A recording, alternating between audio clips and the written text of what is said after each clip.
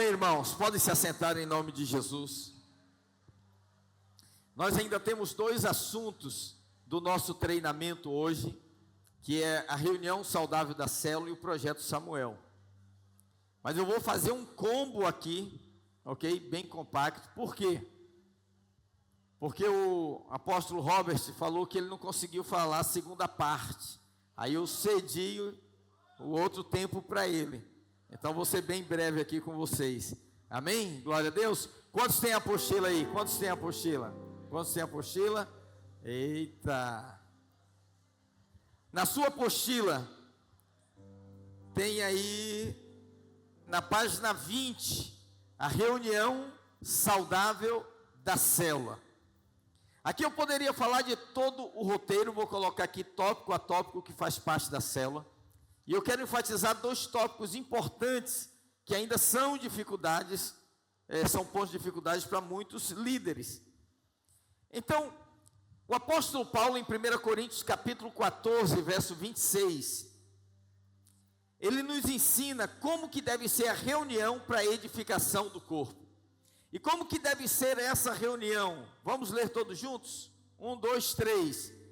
Que fazeis, pois, irmãos, quando vos reunis, um tem salmo, este traz revelação, aquele outro língua, e ainda outro interpretação, seja tudo feito para edificação.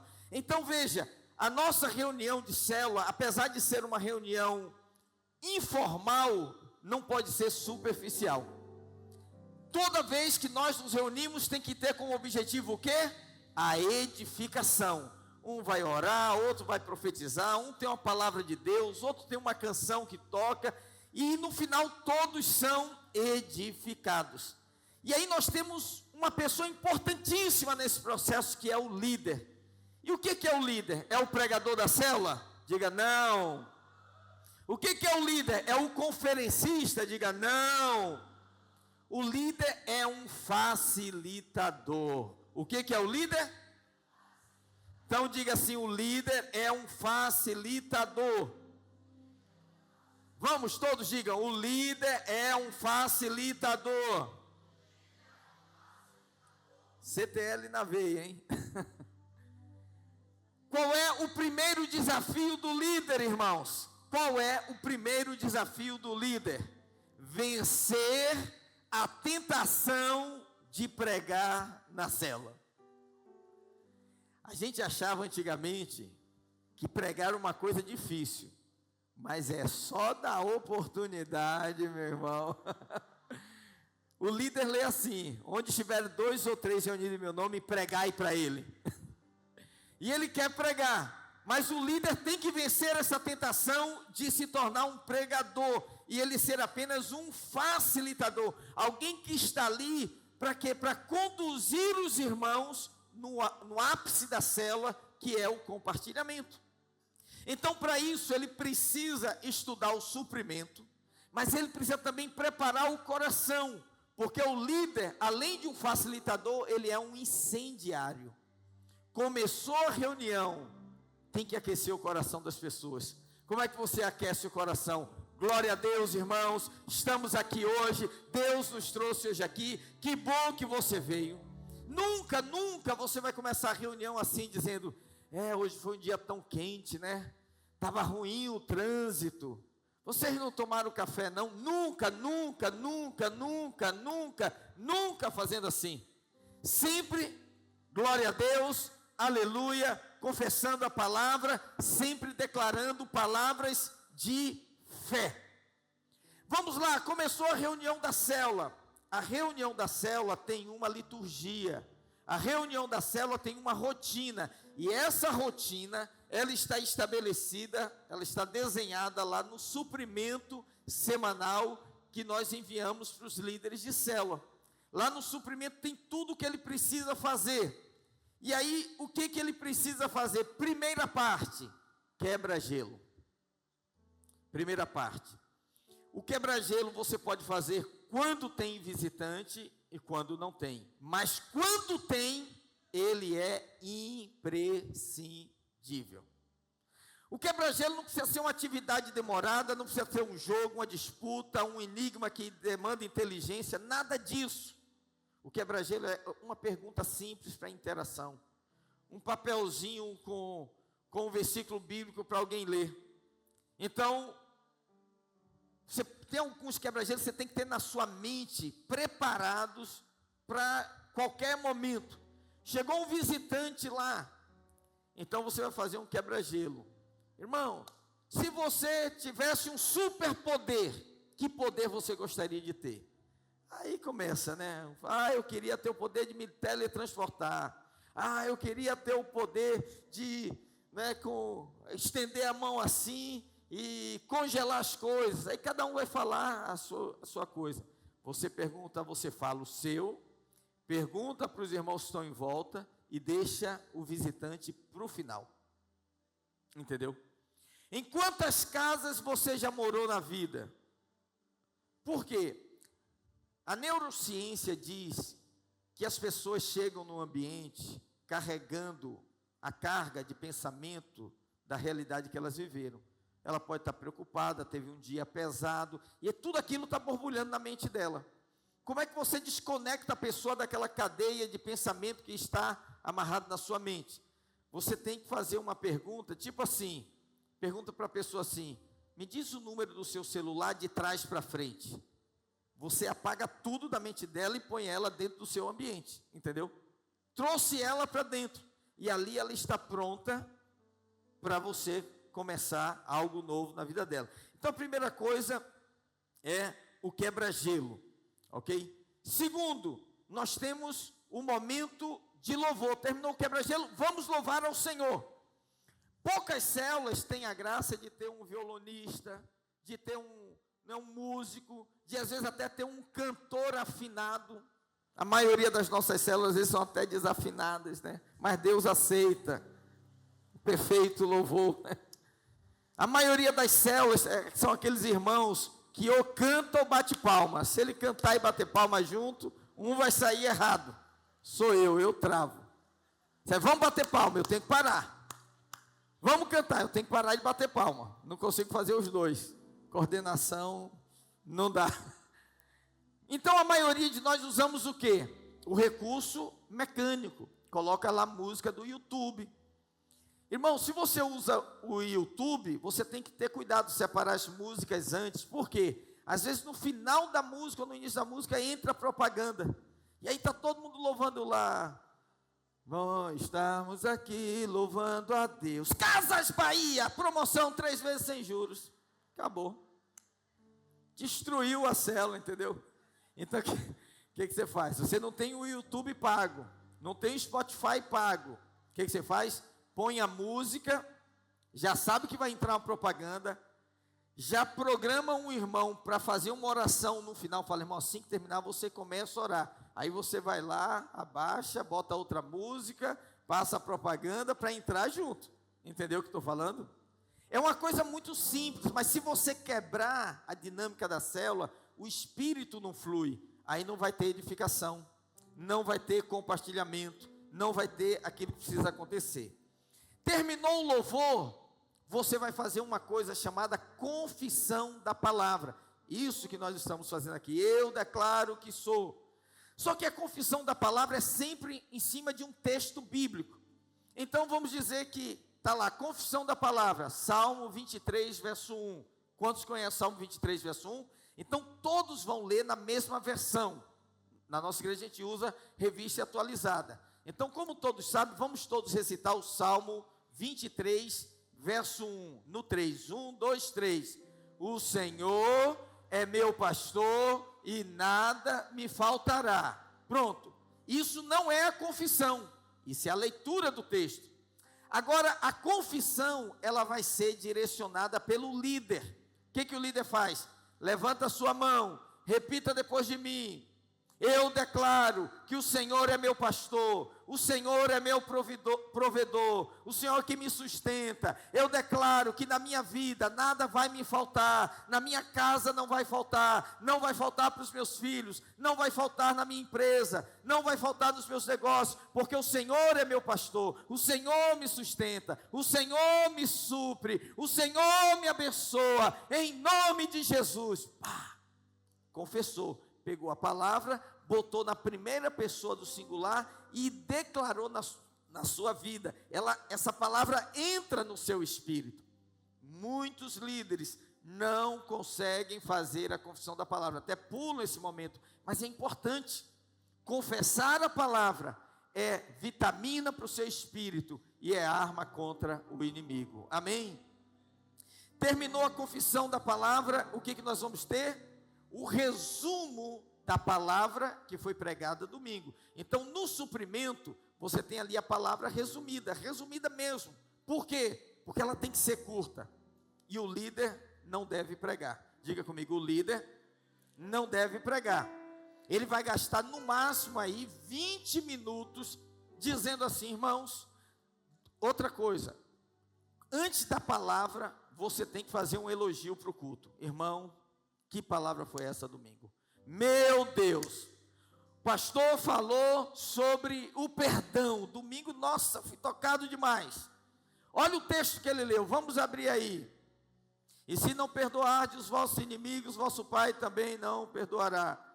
E disse Pedro, Senhor, até quantas vezes devo perdoar o meu irmão? Até 7, não, 70 vezes 7 leu. Irmãos, eu lembro que o pastor contou a experiência de uma mulher que não conseguia perdoar, e você vai ali resumir a mensagem. E ele falou 3 coisas. Falou que a gente tem que perdoar, porque o perdão é divino. Deus perdoa, nós somos filhos de Deus, nós temos que perdoar. Ele falou também que a gente tem que perdoar, porque se a gente não perdoar, a gente se coloca numa posição melhor do que Deus. E ele falou também que a gente tem que perdoar, porque a gente já foi perdoado. Quem foi perdoado tem um coração perdoador. É isso, resumiu, não tem que pregar. Diga comigo, o líder não é para pregar, o líder é um facilitador. Então você resumiu.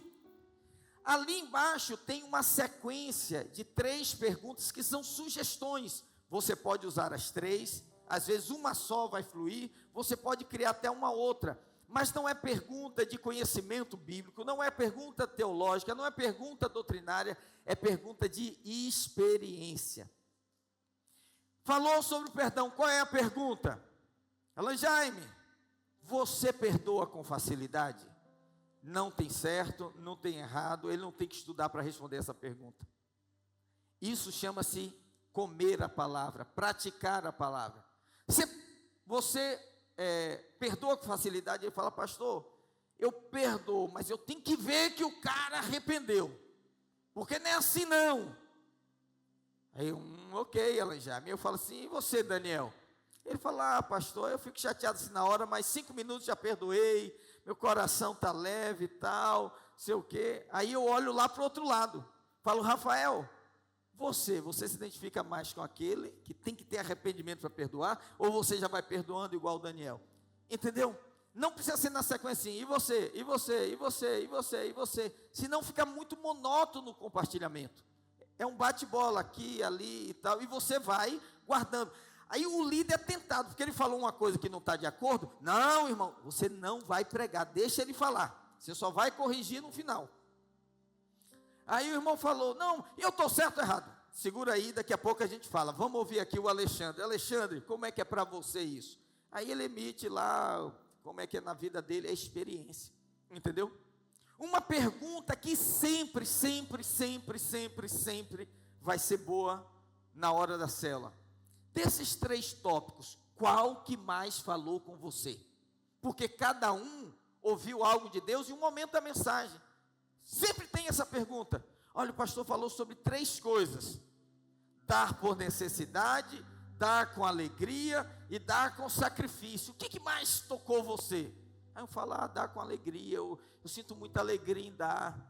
O outro fala, não, sou mais movido quando eu vejo a necessidade assim. O outro fala, não, eu já fiz alguns sacrifícios, então eu acho que a oferta sacrificial, entendeu? É cada um ali. Então é isso que traz as pessoas de volta para a célula, é isso que mantém as pessoas na célula. Se você pregar, a pessoa não vai voltar, porque ela vai dizer o seguinte: eu já fui no culto, o pastor pregou, agora vim na célula, o líder está pregando tudo de novo. Então não preciso vir na célula, eu vou só no culto. E é o que acontece com muita gente, em algumas igrejas, que as pessoas vão para o culto, vão na célula, depois param de ir. Aí fica dando desculpa, por quê? Porque é uma repetição, é um mini culto. Então você teve a palavra, o maior tempo é para o compartilhamento. E o compartilhamento, irmãos, o líder é esse facilitador, ele tem que estimular. Não pode ser pergunta de sim, não, é pergunta aberta. Como é isso na sua vida? Compartilhe um pouco, fale mais sobre esse assunto, mas não forçando, não obrigando. Porque eu já vi líder também, às vezes o irmão não quer falar. Não, todo mundo falou, você vai ter que falar, irmão. Aí o irmão trava. E às vezes o visitante, tem líder também, tem um visitante, ele foca no visitante e começa só a falar para ele, fala, eu sei, é a sua primeira vez aqui, você acha o que é disso? Ele não acha nada. Mas se tiver todo mundo conversando espontaneamente, ele daqui a pouco ele vai querer. Aí você fala assim, alguém mais gostaria de falar? Você está avisando, você gostaria de falar alguma coisa sobre isso? Deixa ele confortável. Se você constranger o visitante, ele não vai voltar, ok? Então terminou ali o compartilhamento. Tem visitante, faça um apelo evangelístico. Faça um apelo evangelístico, irmãos, estamos aqui, o Senhor Jesus é o nosso Salvador. Você pode usar o testemunho de uma pessoa, um breve testemunho, uma pequena palavra evangelística e dizer, você quer hoje tomar uma decisão? Tem gente que vai pronta para isso, tem gente que é tocada durante a reunião, bota a mão no coração, repete a oração, faz a oração do pecador, não é? Vocês sabem qual é a oração do pecador? Senhor Jesus, eu reconheço que sou um pecador, entrego a minha vida a Ti, taratatá, beleza. Terminou ali, você tem ali avisos para dar, tem a oferta para fazer. O momento da oferta não é um momento assim, se alguém for ofertar, não, você tem que falar, irmão, nós vamos orar agora pelas necessidades financeiras. Gente que está com dinheiro preso, gente que está endividada, é um momento de você orar por provisão. E nós vamos fazer uma semente agora, uma semeadura. Aqui está o Pix, aqui está o QR Code, aqui está o envelope, a maneira que você faz a oferta lá, faz o aumento da oferta, ora, pede o irmão para orar, abençoando.